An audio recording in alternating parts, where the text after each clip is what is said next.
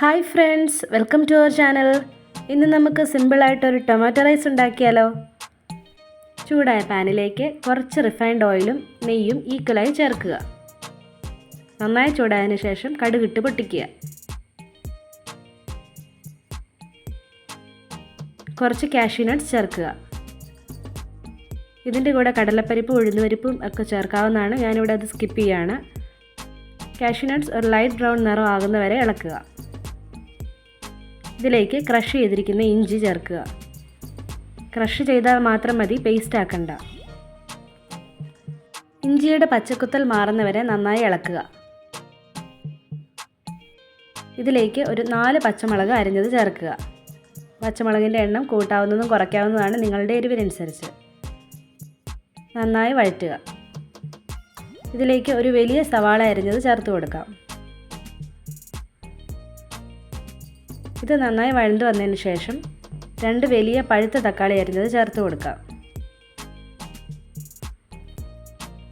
തക്കാളി നന്നായി വെന്ത് തൊലി അടർന്ന് മാറുന്ന വരെ വേവിക്കുക.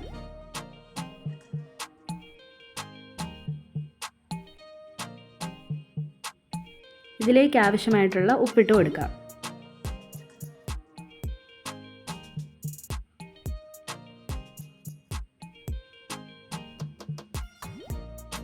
ഒന്ന് ഇളക്കിയതിന് ശേഷം മൂടി വെച്ച് വേവിക്കാം.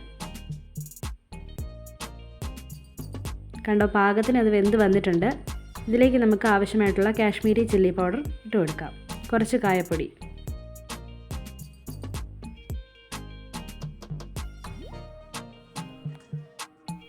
ഉപ്പിട്ട് വേവിച്ചിരിക്കുന്ന ബോയിൽഡ് ബസ്മതി റൈസ് ചേർത്ത് കൊടുക്കാം.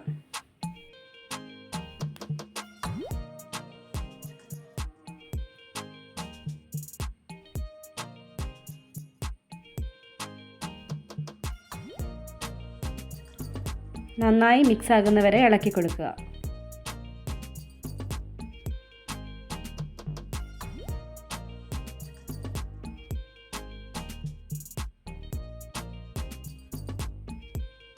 വളരെ സിമ്പിളായിട്ട് നമുക്ക് ടൊമാറ്റോ റൈസ് ഉണ്ടാക്കാവുന്നതാണ്.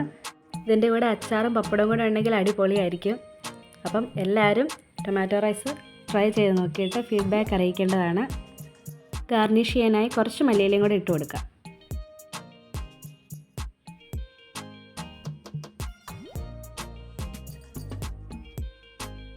വീഡിയോ ഇഷ്ടപ്പെട്ടാൽ ലൈക്ക് ചെയ്യണം, ഷെയർ ചെയ്യണം, സബ്സ്ക്രൈബ് ചെയ്യണം. അപ്പോൾ താങ്ക്സ് ഫോർ വാച്ചിങ്.